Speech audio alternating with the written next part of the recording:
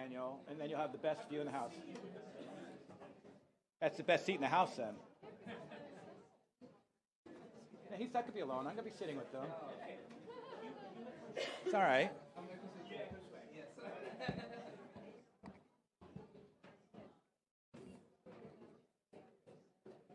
Is it working? You tell me then when we're ready to go.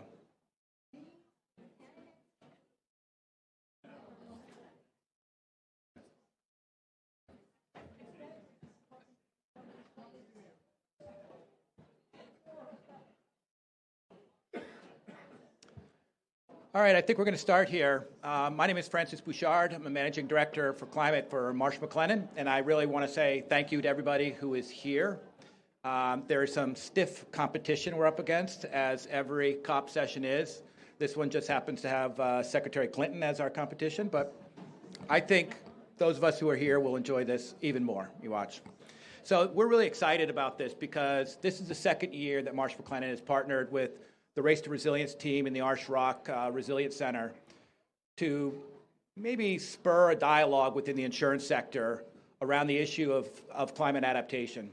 Last year, we really started with a bit of a call to action of sorts, to kind of a reminder that this is in our blood as a sector, that this is really what we started as in terms of risk reduction, risk management industry, and that we have a proud heritage of having an impact through incentivizing risk-aware, risk reduction type of behaviors.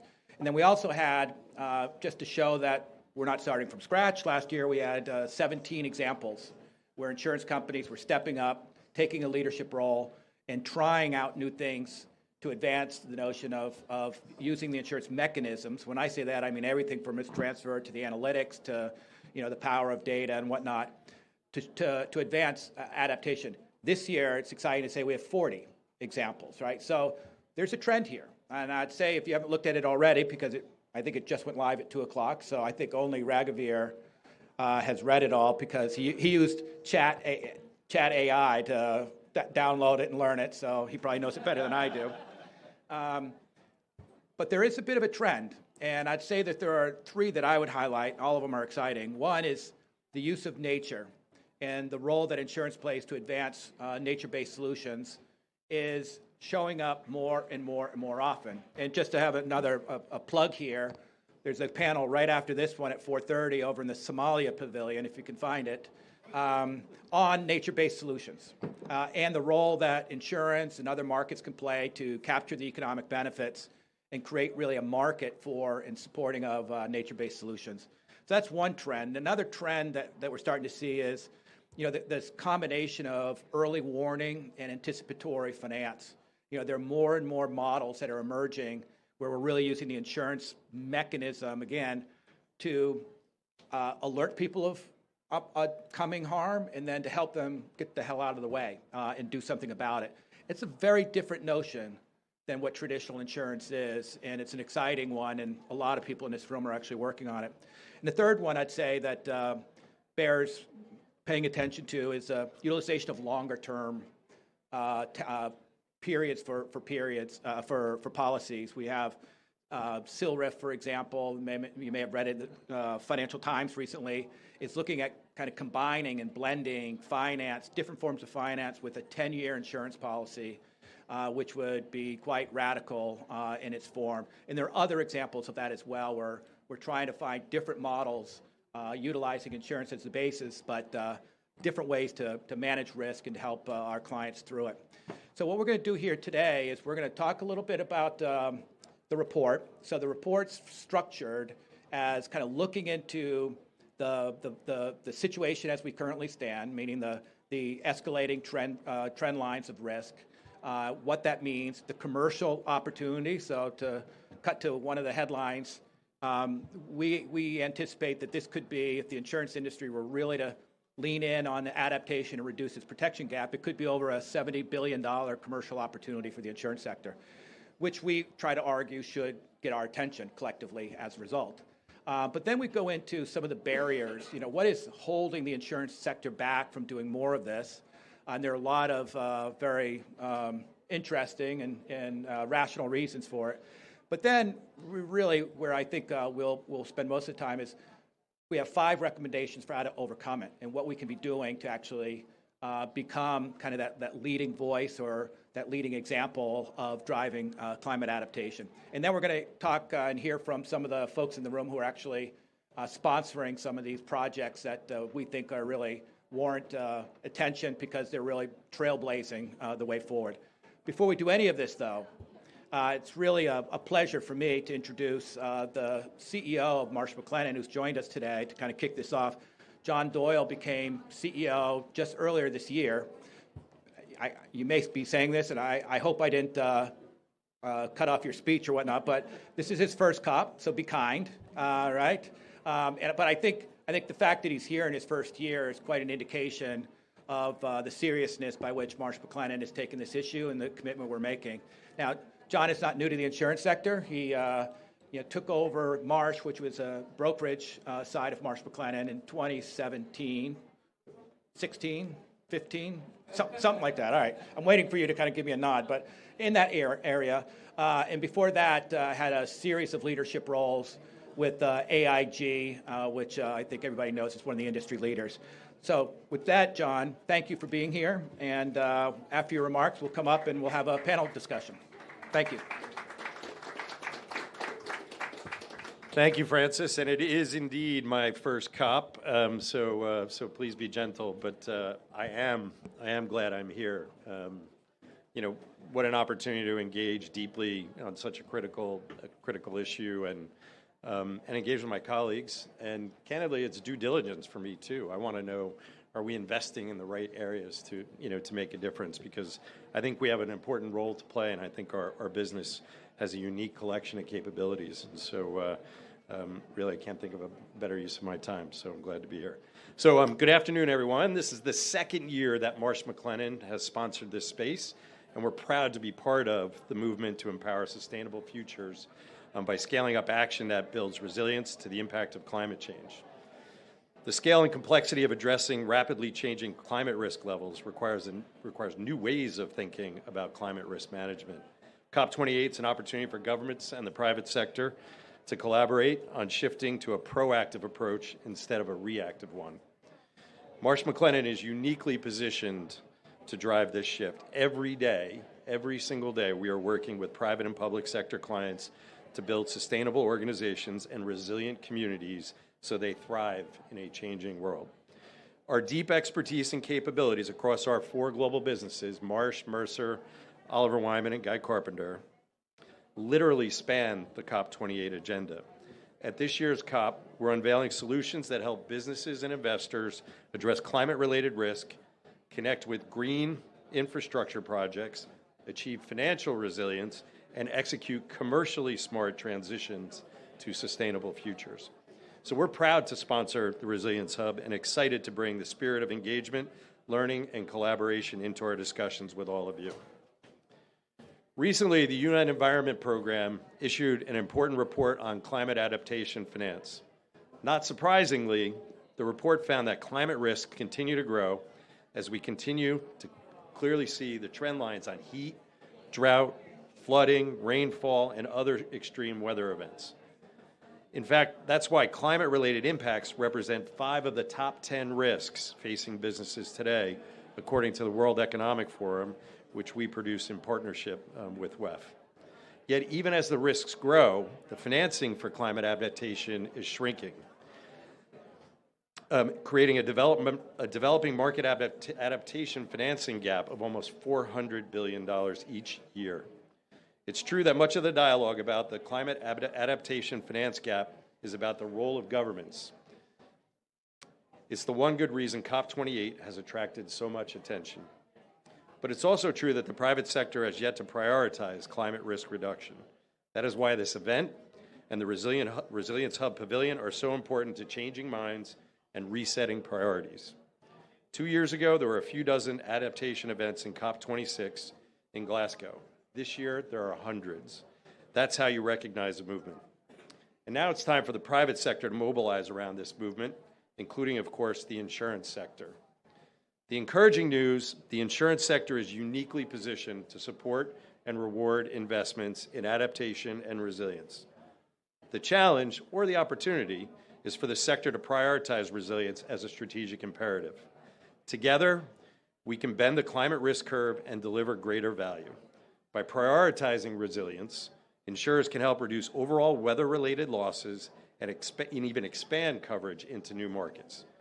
This opportunity is why we're proud to have teamed up once again with the UN Climate Change High-Level Champions, the Race to Resilience Initiative, and the Arsh Rock Resilience Center to develop and launch the new Race to Resilience report. It says Anthony. So the panel today will dive into the key findings of the report, but as a lifelong insurance professional and the CEO of a company that includes the world's leading insurance and reinsurance brokerage, I'd like to highlight three of my takeaways. First, the insurance industry already has the data and analytics, engineering, and financial capabilities that fundamentally impact climate adaptation. With some improvements in prioritization, we can do a better job pricing risk, rewarding resilience, and expanding coverage. Second, the report reinforces the reason why we're all here in Dubai, that no company, industry, or government can solve the climate risk crisis on its own. But the insurance industry can do more in both developing and developed markets to blend our capabilities with complementary partners that share our objectives. Public-private partnerships will likely become increasingly important. And finally, the report does not just tell, it shows, with more than 30 real-world examples of some of the most innovative and impactful projects being pursued today. It reminds us that many companies, NGOs, and governments are not waiting to be led, they are leading. They are redefining the role insurance can play in climate adaptation, and they are serving as an inspiration to those who want to do more. In closing, I'd like to recognize Dr. Mahmoud Mahuldin, the high-level champion who has served as a catalyst for the increases in awareness and action on climate adaptation topics over the last 2 years. His leadership in the Race to Resilience Insurance Adaptation campaign is turning a dialogue into a movement, and his deep understanding of global financial markets has positioned insurance as an equal to private investors and the government. Of course, we look forward to continuing to build on this momentum with Her Excellency Razan Al Mubarak and her new colleague when he or she is appointed. In particular, we welcome and embrace her focus on nature as an unappreciated path to achieving resilience and protecting lives. So thank you once again for joining us today for the launch of this important report. Now let me turn the floor over to our moderator, Francis, a partner at Oliver Wyman. No? I just got a promotion. There you go. And one of the authors of this report. Francis, the floor is yours. Thank you, John. All right, we have a great panel here, and there's going to be a lot of audience participation. We're going to sing and dance and clap and all that stuff. So, but the panelists here are going to kind of help us through the first part. Are really, I think, experts in the space and folks that we've worked really closely with and continue to, and look forward to many, many more endeavors together. So we start with Kip Kuski. Yes, I'd never actually said his last name before. I've written it 100 times, but never said it, so I'd ask how to pronounce it. He's the Director of Policy and Partnerships for the Insurance Development Forum. And we have Saoirse Jones, who is the Head of IDF Engagement, but I know a lot more. It's done for Zurich Insurance Group, a wonderful company in Switzerland. And then Raghavir Vinakulo, who I Head of Climate Insights and Advisory for Munich Re US, is a partner. He and I are probably email chatting every day about different opportunities and things that are being done. And then we're going to end with Marcia to get up and give us kind of a grade. You know, how did we do in the last year, right? So, because she was really there at the genesis of all this and has been a leader as the one who leads the Race to Resilience effort for the high-level champion. She's really an expert in this space and has been an incredible partner. So, as I said, the report really has two main content pieces, and it's really the barriers that are facing insurance companies, and then the recommendations to overcome it. And we did ask both Saoirse and Raghavir to give a little thought to it, and I think hopefully we sent it early enough that you could digest it. So I guess I'll start with Saoirse and say, do you have a particular barrier? Let's start with barriers, then we'll go to recommendations. A particular barrier that you find resonated or didn't, or was there something maybe we were missing in the report? So I did get it in time, so I had a quick chance to read through it. I found it a really difficult question, actually, because I want to say all of them resonated. And for me, they all interlink as well. They all depend upon each other and have implications on each other. And this question about barriers and opportunities and what we can do about it, it really cuts actually to the heart of Zurich's transformational journey from this transactional relationship that as an industry we tended to have with our customers to something that is more comprehensive and covers more comprehensive disaster risk management strategy. But if I had to pick two, and I said one. All right, okay. I'll pick one. No, we can do two. Because I was going to add a third one to challenge ourselves. As I said, it's a difficult question. All right. So I'll pick one, and then I'll pick the other one to challenge ourselves on. One is risk awareness and understanding. I think this is really key. There's a lot of people, businesses, individuals, communities that are not necessarily really aware or understand the importance of understand what your risk exposure is and how to interpret that and how to generate insights from that in order to be able to make risk-informed decisions. It's a question also of access to risk data as well. Do we have really available risk data? We have lots, but is it in a form that is easily accessible to customers and businesses so that they can then start making those risk-informed decisions? So speaking to examples that perhaps related to Zurich, we have in Zurich, we underwrite a parametric risk insurance program with coffee farmers. And one of the challenges we see there is that while we've gone through the process to get them to understand their risk exposure and understand the value of having insurance and how this can help them in drought and flood, etc., once the payout has happened, they're like, okay, I don't need it anymore. So it's that perception of the value of risk as well over time is not necessarily there. So we've got a lot of work to do working with our customers and communities in order to bring that across and show what the value of insurance is really in comprehensive risk management strategies, but also as an investor to enable a financial and economic stability. So that was my one barrier. The second one... Yeah, can I? Okay, thank you. The second one was risk-based pricing that jumped out at me. And it jumped out at me because of one thing mainly, but I need to give a little bit of context first. Risk-based pricing is super important. Obviously, it's needed. It is really a signal of the amount of risk that you face. And yes, the higher the risk and higher the frequency and severities of climate natural hazards, yes, then the higher the pricing is going to be associated with that. But the challenge, and this is one that we pose to ourselves, is we should be posing to ourselves as industry, is rather than saying, okay, that's the price, that's what we're going to charge you now, is figure out how to actually reduce that. So it goes really to the topic of risk reduction and resilience building, because we need to find a way to make sure we continue to maintain the insurability of the markets we currently operate in, and there's also an opportunity here to build out and widen the opportunities and the protection that we can provide in different and new markets, and therefore closing that protection gap and building resilience. I'll stop there.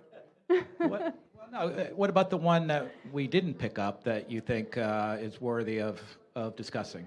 That one was around governments, and that they tend to find, and it'll go into a little bit of philosophical and political area now, so bear with me. But governments, one of the findings is that governments tend to prefer disaster relief rather than disaster prevention. And that is very true. And you can understand it as well, because when a disaster happens, you have to react. You have to be there. You have to be showing support and rebuilding and providing food, health, whatever it is that you need to be able to do to get the community back onto their feet.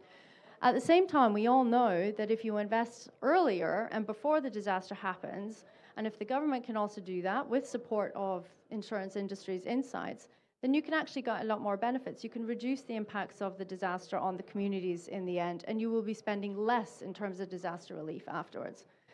But it's a question of this short-term versus long-term balancing. So you need to be able to make the argument why we should invest now for something that will come out and pay out in future, which is actually insurance, but okay. But how do we make sure we convince people who tend to not be in office for too long that they should make this investment for a disaster that's going to potentially happen when they're no longer in office? And that's a tricky one that we need to overcome. We can provide the support to do it and the insights, but I see that as one that really resonated as well. Yeah, Amy Barnes actually made that case. Yes, was it yesterday? It was earlier in this meeting, a few days back, about the challenges of actually delivering that return on investment if the one who's making the investment is not the same one benefiting on the return, right? That's an economic dilemma. Raghavir, I know Chat AI has helped you with your answers. I just wonder. That was easy, right? You probably write the algorithms for Chat AI. Anyways, you two had a chance to kind of look at the challenges that face the sector. You're out there every day talking to clients, talking to prospective clients, talking to communities, whatnot. What were your thoughts about some of the observations made in the report?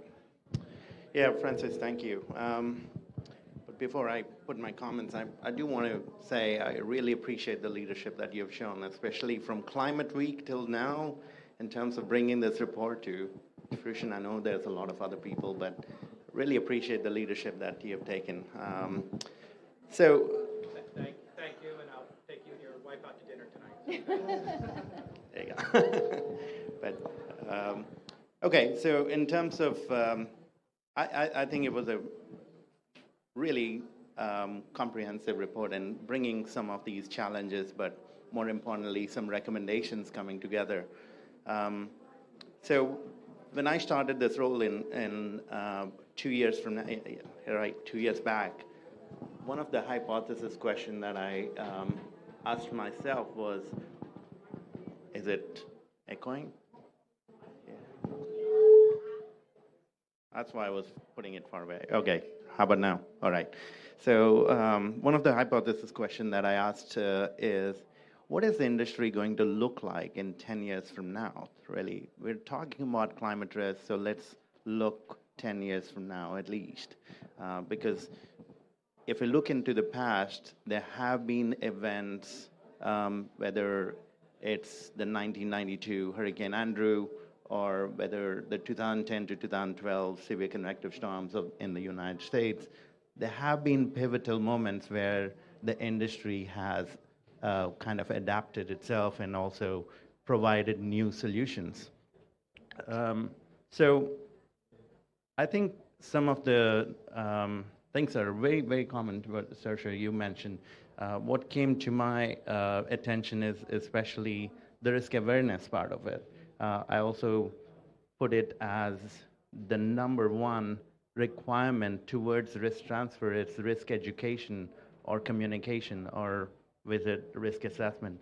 That, as an industry, I think it's, especially for climate perils, that is a slow game, right? Again, premiums are the way to reflect the risk that is currently the norm.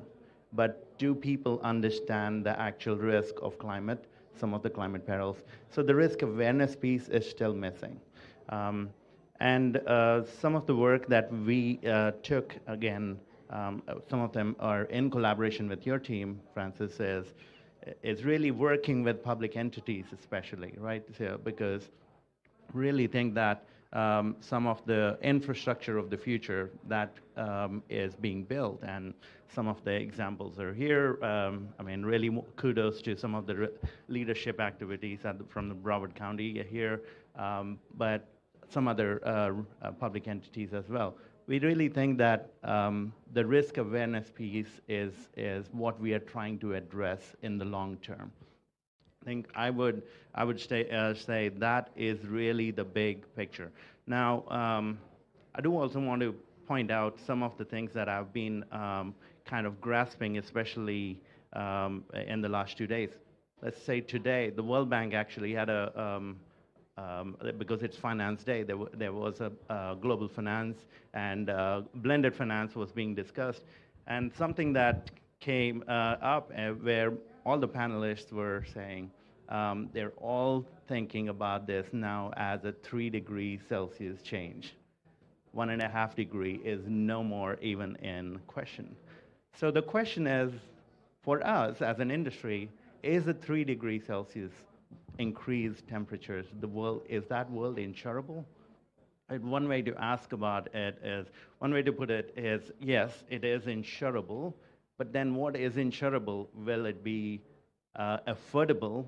And then it will be about insurable, right? So yes, we could say that it's always insurable because there is a price to it, but then if it is not affordable, and then the vicious cycle of insurance is that it's a risk pool, and if the risk is increasing, then and if it's not affordable to at least a segment of the population, then we're making the portfolio even more anti-selected. So from that standpoint, I think it's really bringing it back to the risk awareness piece is missing. Yeah, I would say that's the biggest challenge. Yeah, it's interesting. That both of you kind of gravitated towards the risk awareness, and the insurance sector. We often say it's the canary in the coal mine, right? It's that entity that can smell a risk or see a risk, understand a risk before other segments of society. And for those of you who don't live in the United States, there has been some market disruptions, and it's not just all climate. There's claims inflation. There's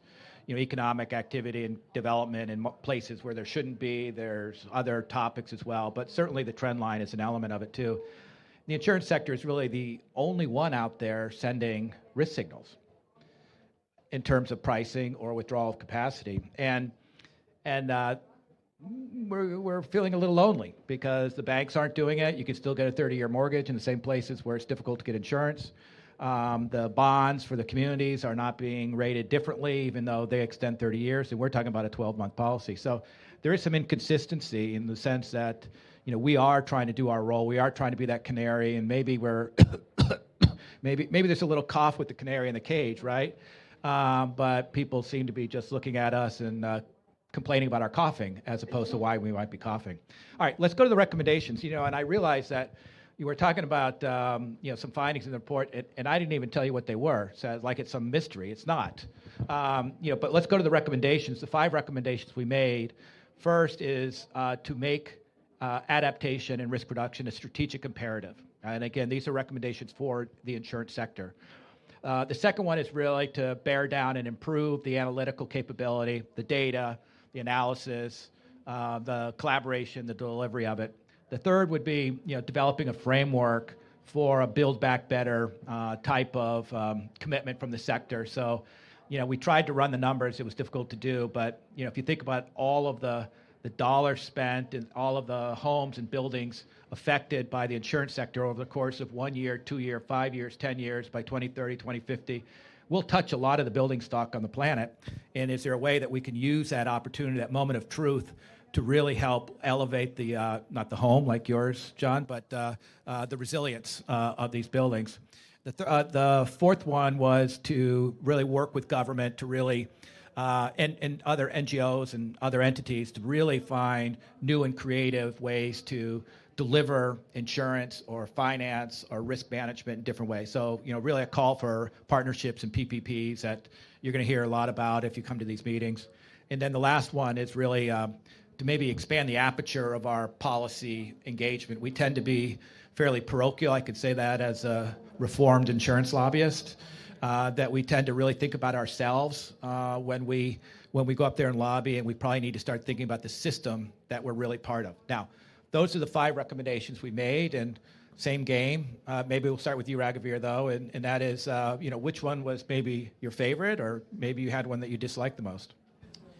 Yeah, I think it goes back to what I mentioned earlier, Francis, that about what's the industry going to look like in 10 years from now, right? And the insurance solutions, the disaster recovery, no matter how we look at this, all of these have to adapt and change, and we have to think about innovation in terms of the future, and how insurability will be factored in the future. So from that standpoint, I feel that the thing that resonated with me, I mean, all of them resonate definitely, but the one that resonated with me the most is really the partnership with the public entities, because again, and one example I would like to highlight is there was a request for information, at least in the U.S., from one of the states where this is a Western state, and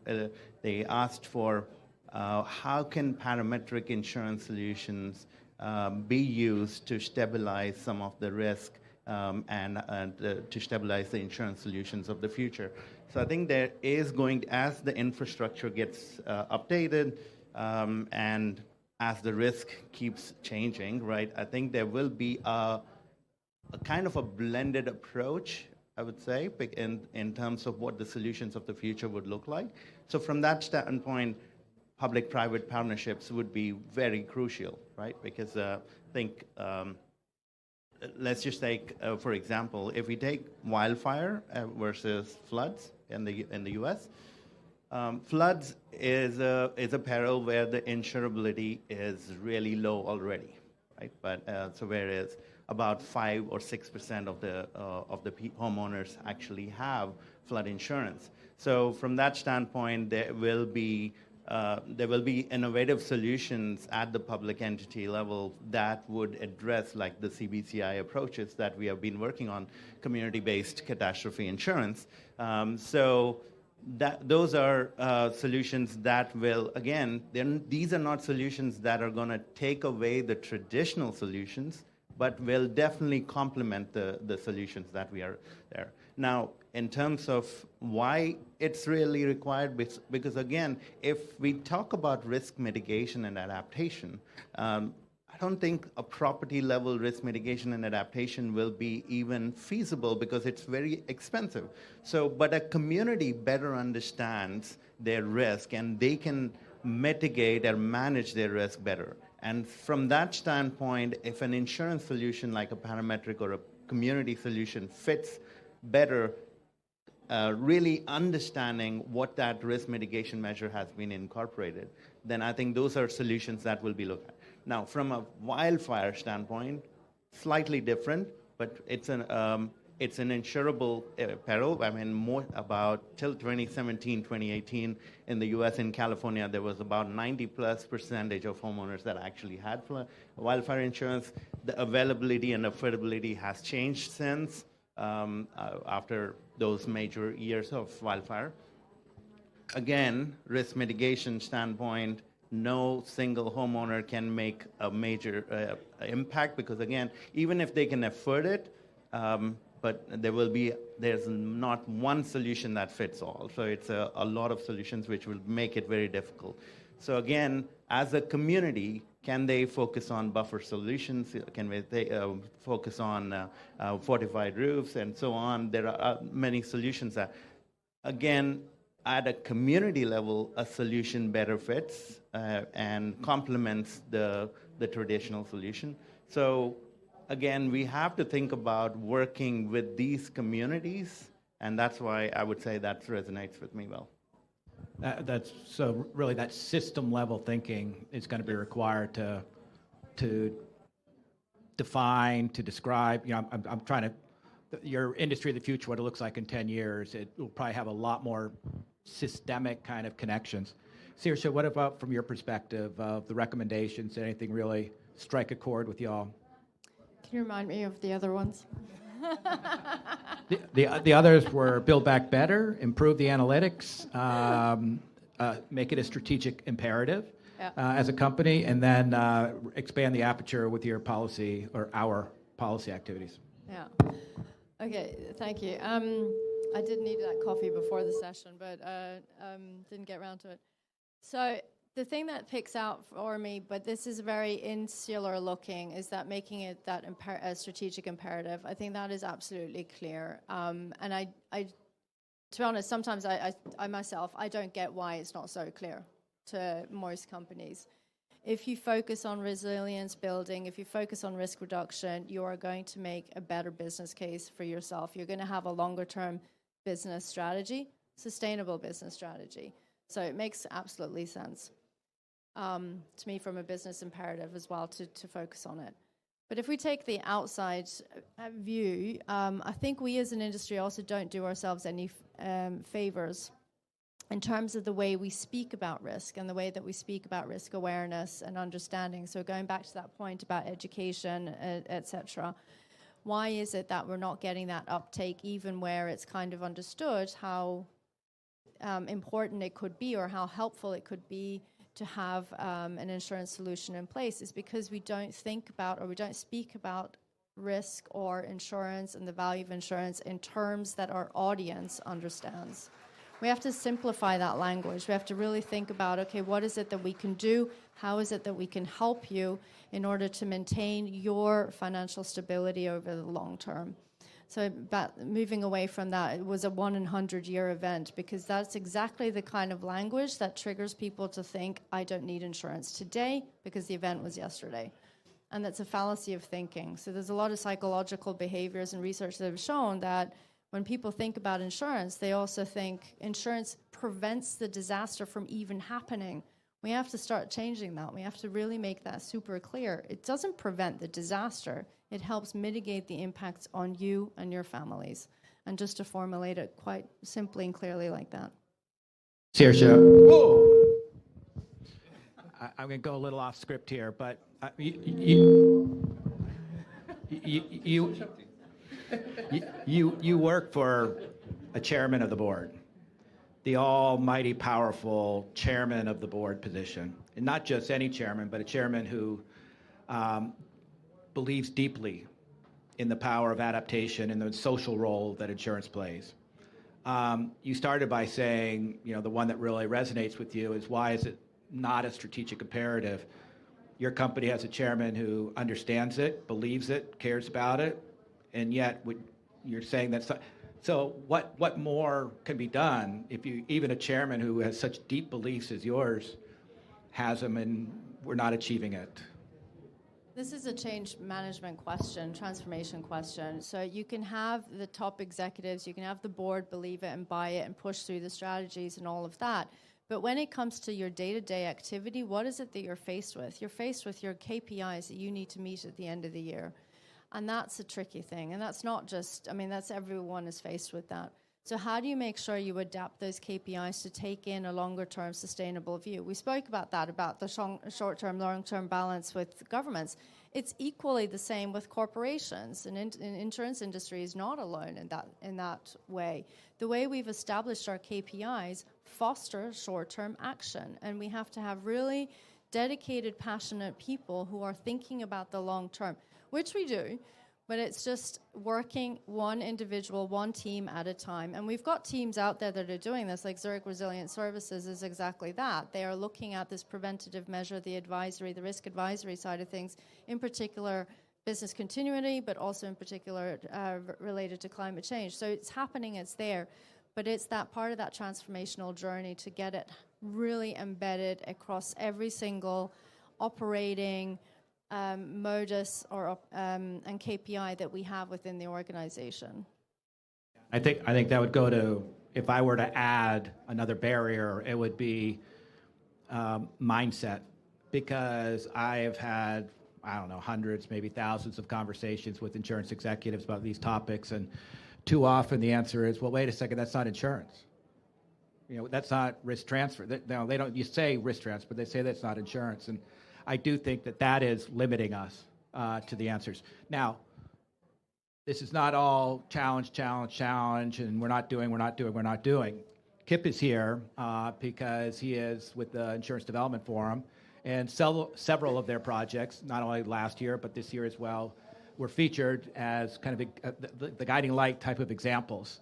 So Kip, we've also got other luminaries in the crowd who want to jump in as well, but tell us a little bit about the projects that the IDF are driving that really are moving the needle from an adaptation perspective, and maybe if you want to, maybe a little bit of the history. And I know Saoirse was part of that history or is part of that history, but IDF did not start as a climate adaptation focus organization. It really was looking at risk pools. So maybe a little bit of a history lesson too, if you've got it. Thanks, Francis. And just to say thank you for your leadership. And I think the report that you've put here together is sort of part of the conversation that we need to have, not only within this room and within the industry, but like wider. And I think we should work on our communication, as sort of Saoirse mentioned. So do I get dinner? You get dinner? Yeah, sure. Okay, perfect. So that was one. The second, as you sort of mentioned, so the Insurance Development Forum, so we're shying away from saying IDF for obvious reasons, is a forum created by the insurance industry to lead on. It started on the resilience journey. So we focused on climate at COP in Paris, and looking at how we can, as an industry, come together to make a difference and sort of work on projects that could show that the work that we're talking about in this report is feasible.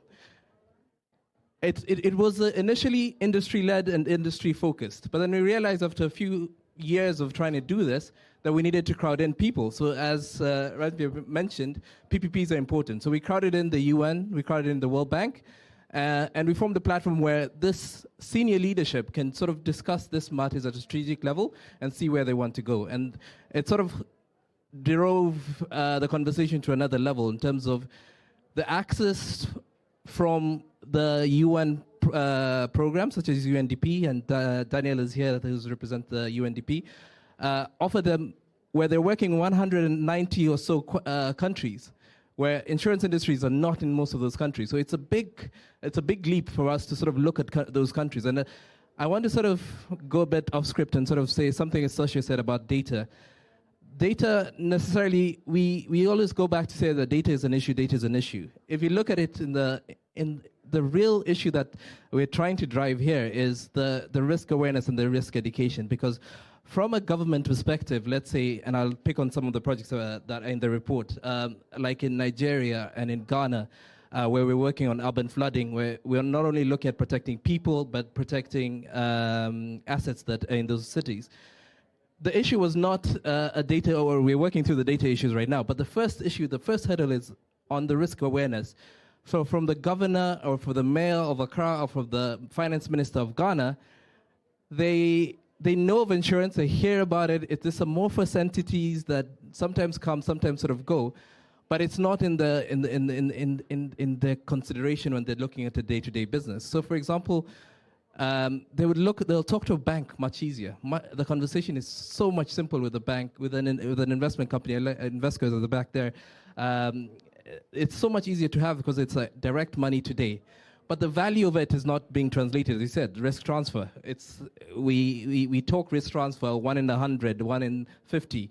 And the communication aspect in terms of we're not only doing that, but we're giving you knowledge in terms of the data that you can understand. So even if the data is not right for a risk transfer product or it's not 100% sure, that enabling them to give them information is substantial. Because, for example, and this project that we're doing in Lagos, big project, it's 50 million risk coverage that's looking at protecting, as I said, people and livelihoods across the region against flooding. Very hard to sort of do flooding risk transfer in an urban project. But again, it's 50 million. And to your point, Francis, strategic. What is strategic? Strategic implies scale, something of big. If I look at that project in Nigeria, it's 50 million, potentially if they get risk coverage. Nigeria's GDP is 145 billion. That's 0.003%. So to talk to the governor of Lagos and tell him this is of strategic importance of you, it's just not the risk transfer element. We need to come up with something else that's sort of gonna get his attention. I'm not saying that it's bad, but it's something that when we talk strategic, we need to sort of talk at that level. And Ghana as well, where we're doing risk transfer on urban flooding. 50 million again, and I have to compliment Guy Kopp and the crew because they're doing a lot of heavy lifting, not only in Nigeria but also in Ghana. But again, Ghana is going through a debt issue right now. So the finance minister is very engaged with this program through our partnership with the V20, the vulnerable group of 20 countries. But 68, right? It's 58. It's 68. 68, okay. So his main concern right now is debt.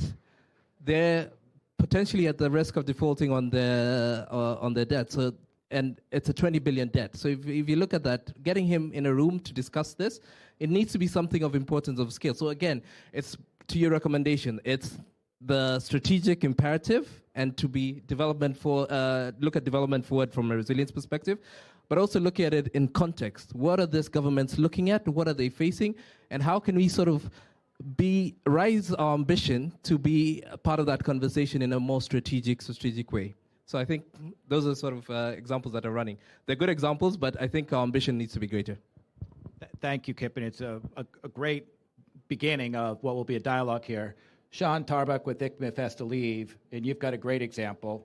Straight to one of the recommendations. Sean? Thank you very much. I conned Francis to come along to a meeting this morning. It was on taxonomies, and my chairman, Rob Wesling from the Cooperating Canada, he's also the CEO there. He's also on the Insurance Development Forum. So he announced that it's going to be announced today in Canada, so it's probably not announced just yet because of time zone differences. But they've done their first investment in resiliency bond, which included all of the 5 points you had when you turned to me and said, gosh, that's brilliant. So basically, it's not a big one, but it's actually the proof of you can do it with governments. And I think I'd add a 6th one onto your list there. It is egos. And that ego is not just government, it's also business, it's also doing the full public-private partnership and making sure this can work. But it's wildfire, and that's what they're trying to cover. They've made the investment in there to rebuild this town that was burnt down 18 months ago. They have done it with the government. They've done it with all of the contractors. They've had to educate them how they build back better on the houses so that they can actually build them in a resilient way. And that's not just the housing, that's also the surrounding areas that they're in. So they had to get the contractors in there. They had to do the building regulations in there. They had to do the local authorities in there. And then they had to do we've got to do the federal as well, but because there's some of the money ultimately is coming out of the federal pot. So there's a lot of plates spinning, and Rob said to me this morning, he said, well, we've got it done, but I got to go and apologise to the government now because they haven't signed off on it yet. But it's announced and it's done, and actually we didn't need them anyway, but it's good to have them on board. So, and that comes back to a little story from last week when I was with a group from the Accounting for Sustainability, and we had the US Treasury representative there. And she was a little bit clueless as to how to do all of this great stuff that we're doing. And she said to me, business now needs to push government. So I took that away as the first time I've ever heard that in all the many years I've been doing this. So it's out there, it's being done. We just need to leverage it and get it going quicker. Thanks, Francis. Thank you, Sean. And ICMIF was also highlighted in the report because they've done some groundbreaking work in creating a framework, identifying 7 ways that insurance companies can advance adaptation. And now they're actually benchmarking, not only against the 7 ways, but against each other, eventually, right? So, I mean, the ICMIF is not just talking the talk, but walking the walk. And thank you for your leadership on that, Sean. We've got a few others here, too. Brandon, maybe you can talk a little bit about who the hell you are and why I'm giving you the mic, but then some of the projects that are referenced in the report. Yeah, sure. Thanks. So I'm Brandon Matthews. I represent the V20 Sustainable Insurance Facility. That's how I know that there are 68 countries in it. I also represent StoneStep and InsurTech. These two are sometimes bleeding together. My great passion is actually the more vulnerable households and communities. So with work in Nepal, prior work in Myanmar, Ghana, Tanzania, you name it. And I like to say that insurance is like salt, like table salt. Many manufacture it. Most people only want small amounts, and it's better with something else. And we're putting infrastructure into place in the places where we work in order to make it easier for banks, agricultural cooperatives, and others to add small amounts of insurance along with the loans, along with the seeds, along with the fertilizer, along with the outreach in order to create more resilience for the households that I care so much about, and I'm sure we all do. These include working with the Kenya Tea Development Authority in Kenya, of course, which is buying the tea from smallholder farmers. They already sell health and life insurance. We're helping them add parametric in order to deal with some of the larger events that can occur to them. We're working with the Nepal insurance regulator, which has realized that the 40-some insurers in Nepal are not going to come up with parametric one by one, each on its own. Go ahead and file some parametrics at the national level. Also put infrastructure like the basic wires that you need to transport electricity to a house.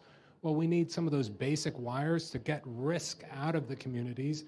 That's transactional software to deal with small policies and to deal with small claims and to make sure that even loss and damage funds will get transferred. And the other one that's mentioned in the report actually builds on the same one from Nepal, but in Sri Lanka. And that is then in collaboration with the Red Cross, starting with the trusted institution that communities really understand, bring the insurance experience and tools into place, and then letting a little bit of innovation happen on the ground. Thank you, Randy. Give the mic to Louis there. Where'd he go? All right. Francisca.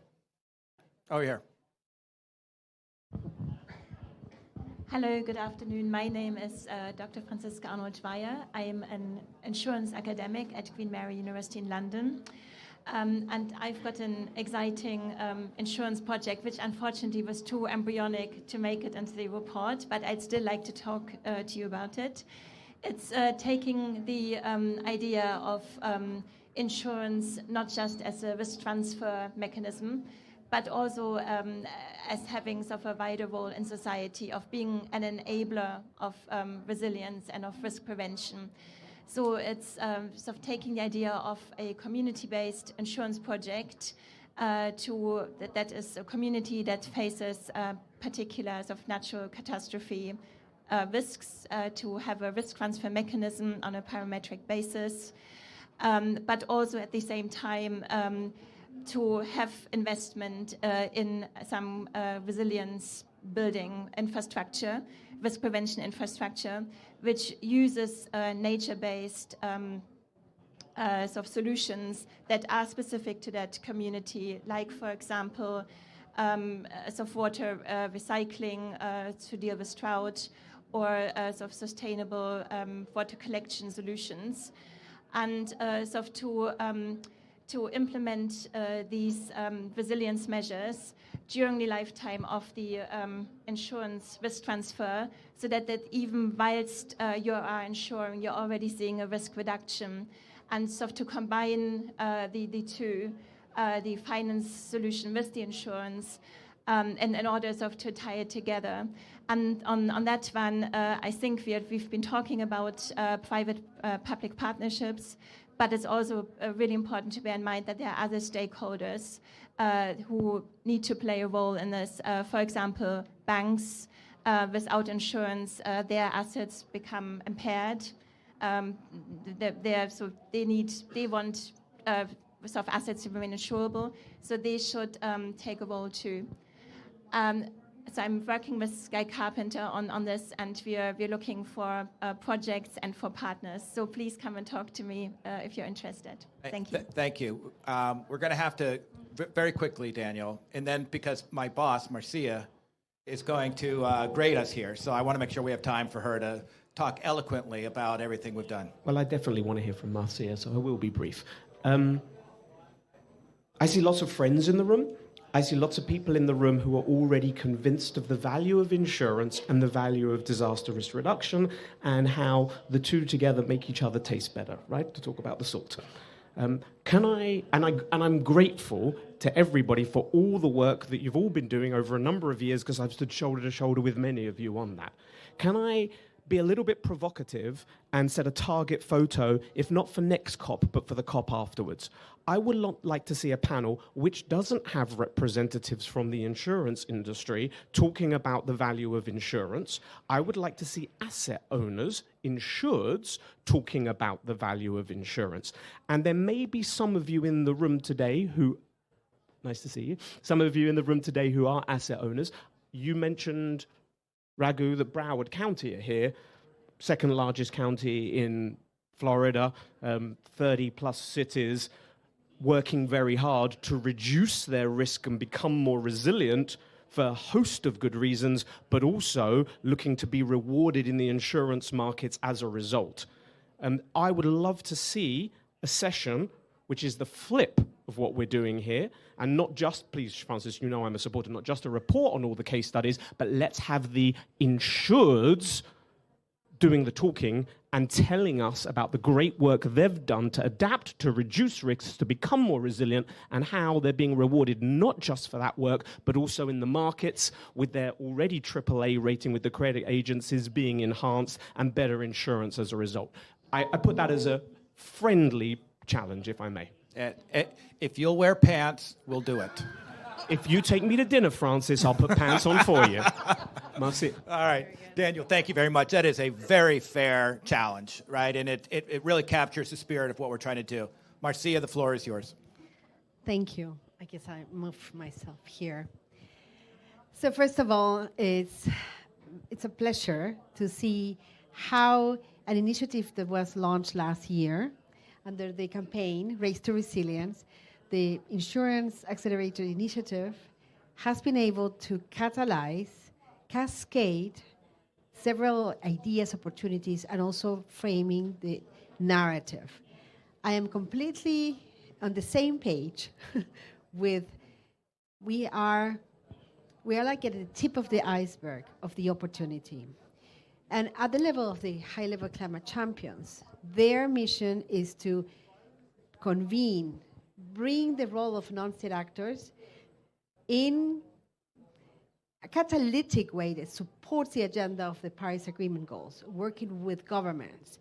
So on that pathway, the partner of the partnership and the Race to Resilience gets a stronger opportunity to be elevated in the platform of the Sharm el-Sheikh Adaptation Agenda, which already contains an outcome target for insurance playing an enormous role on adaptation. That is exactly where I see the opportunity beyond the catalytic, let's say, broadening that more actors from the insurance sectors can play this role. It's about the showcasing and addressing the barriers. It's about bringing the group of actors on a platform that can actually accelerate action, bring the solutions, the clarity of the benefits to it, because at the end of the day, that's part of it. It's critical. And you have all of that potential, as you said, perhaps difficult to collect at this moment, but the finance mobilized, the people benefiting, the assets protected, critical as well to contribute across all those different systems. So the Sharm el-Sheikh Adaptation Agenda is seeking at system transformation, which we talked today. We talked today exactly many different entry points to achieve system transformation for food and ag, for oceans and coastal systems, including cities and coastal zones, for human settlement, for health systems, for infrastructure, for nature and water systems. How can we make it visible? How can we elevate that those opportunities are actually shaping already, bringing more system transformation and all those priority systems that we're advancing? So in that sense, first of all, I'm impressed and extremely happy to see how this is evolving. I also understand the challenge. It is not a transition, but I appreciate that you are walking the talk in regards that adaptation is not reactive, it is transformative. And how we can frame that and elevate that more. We're really happy to imagine convening and following all these conversations through the Sharm el-Sheikh agenda next year, and put as a, let's say, as a next milestone or higher bar, not only the mobilization on projects and opportunities, but also what is the impact or the actual benefits that can be, especially help connect, as you mentioned, away from the perspective of the sector and more from the perspective of the different actors to understand the benefits of those investments on insurance and adaptation. So, Thank you, Marcia. Daniel, to your point, yesterday there was a very large roundtable on the Sharm el-Sheikh adaptation agenda with corporates, not with insurers. So we're starting there. By my watch, we have 1 more minute. Simon, I didn't call on you guys. Do you want to talk a little bit about some of the projects that you all are?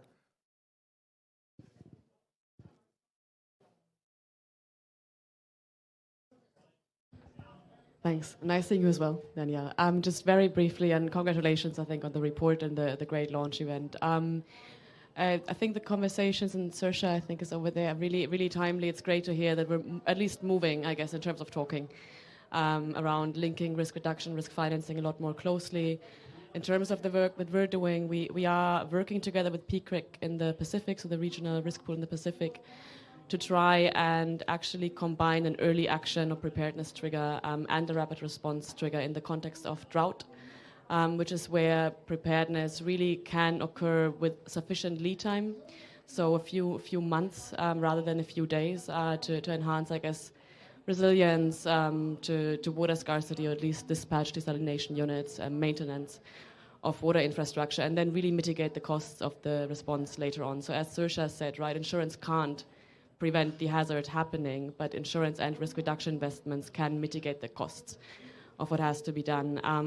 And then I think most of you are aware, UNICEF is being a real trailblazer in trying to link their development and humanitarian mandate as part of the Today and Tomorrow initiative, which Simon designed the parametric structure for, not me, but trying to develop, really link the risk reduction efforts with the payouts that come from the insurance. And I'll stop. I think it was a bit more than a minute, but I hope still in time. We haven't been kicked out yet, but we are about to be kicked out. 30 seconds? Can we do that in 30 seconds? 30 seconds. We've been given another 30 seconds. The microphone's coming. And this is great. I mean, I'm absolutely thrilled that there are more hands going up, but we don't have much time. Yeah. So I find it a little sad that we've had this whole discussion and there's been no talk about agriculture and farmers. And you know, I'm speaking for farmers in the global south. These are farmers who have the least environment carbon footprint. And these are the farmers that are going to be impacted the most. So why can't the insurance industry design a product where the cost of insurance is actually paid by, say, the loss and damage fund, or some other government in the global north needs to pay for it, and the farmers in the global south should be compensated through that. So that's a challenge for the insurance industry. I mean, I find it actually ironical that people here are sitting and saying farmers don't want to buy insurance. These are farmers who earn $100 a year. Why should they be buying insurance? They are not responsible for climate change. The rest of the world is responsible, and they should be insured free of cost. So that's a challenge for you all. And there are actually quite a few examples, both in this year's report and last year's report, which are about agriculture and smallholder farmers and innovative approaches to bringing insurance to them. So there are some examples like that already in the report. I know it's a discussion that is, I mean, Brandon has spent a big part of his career working on things like that. So it's a very, very fair point. All right, thank you, everybody. Really appreciate it. Marcia? You're in charge, so we can be here as long as... I'm definitely, promise, 5 seconds. As the Sharm el-Sheikh agenda has launched yesterday their first implementation report, and we are moving on a stronger work plan for next year, I would really appreciate to invite the insurance sector to join the task force of the Sharm el-Sheikh agenda to continue shaping it and helping elevate and deliver, especially in regards of the impacts across all levels. So thank you. Thank you. And thank you, everybody, for coming.